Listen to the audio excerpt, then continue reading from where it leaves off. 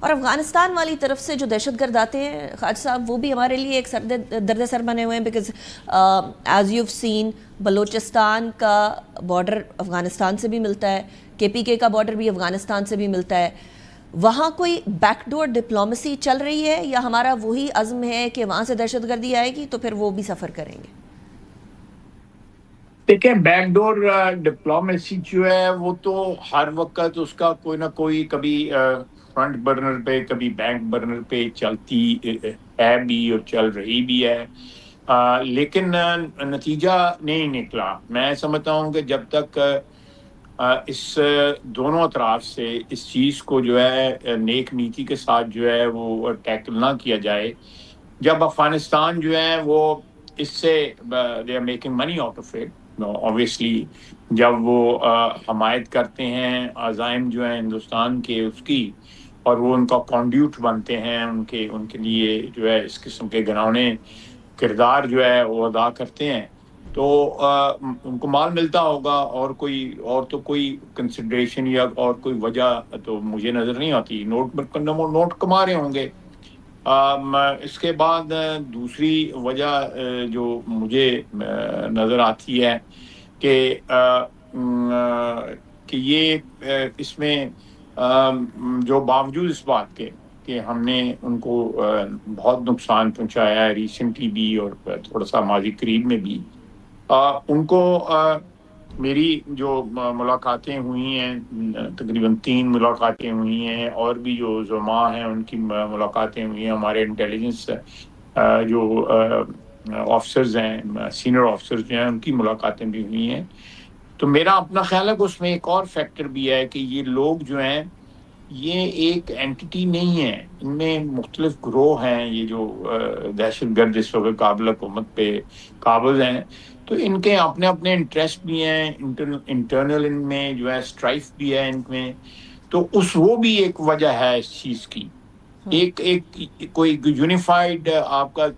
دشمن جو ہے وہ اگر تتر بتر آلریڈی انٹرنل ہی ہوا ہے تو اس کے ساتھ سیٹلمنٹ کرنی جو ہے نا ذرا مشکل ہو جاتی ہے.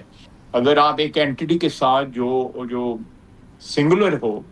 اس کے ساتھ بات چیت کرتے ہوں تو آپ کو پتا ہوتا ہے کہ بھئی اس کے ساتھ جو سیٹل ہونا ہے it will be supported by all and sundry, لیکن اس کیس میں ان کے انٹرنلی بھی جو ہے بعض لوگ ہو سکتا ہے پاکستان کے ساتھ جو ہے وہ کوئی سلوک کرنا چاہتے ہوں، لیکن بعض لوگ جو کسی کے پے رول پہ ہوں یا جن کا اپنے انٹرسٹ ہیں وہ نہ کرنا چاہتے ہوں. لیکن ایک بڑی میرا خیال ہے کہ ہمیں تاریخ سے سبق حاصل کرنا چاہیے کہ ہم نے ان لوگوں کو جو پناہ گاہیں میسر کی، اور آج بھی ہماری پناہ میں جو ہے یہ لاکھوں کے حساب سے رہ رہے ہیں، ملینز کے حساب سے رہ رہے ہیں. یہ this was a huge mistake by the rulers who were there in the 80s or in the 90s or in the early 2000s. میرا خیال ہے کہ انہوں نے ان کا بویا وہ ہم کاٹ رہے ہیں آج کل پاکستانی قوم کاٹ رہی ہے. ریفیوجیز کو بھیجنے والا پروسیس تھا کیا وہ سلو ڈاؤن ہو گیا ہے یا بند ہوا ہوا؟ جاری ہے، وہ بھی جاری ہے، لیکن میری اپنی جو ایک رائے ہے کہ اس کو انٹینسیفائی کرنا چاہیے، ان کو واپس بھیجنا چاہیے. جو لوگ ہمارے گھر میں رہ کے ہمیں گالی بھی دیتے ہیں، پاکستان کو اچھا نہیں سوچتے، پاکستان کے لیے کوئی نیک جو ہے جذبات نہیں رکھتے، ان کو پھر ہماری زمین پہ رہنا، یہاں پہ 2 نسلیں ان کی جو ہے جوان ہوئی ہیں.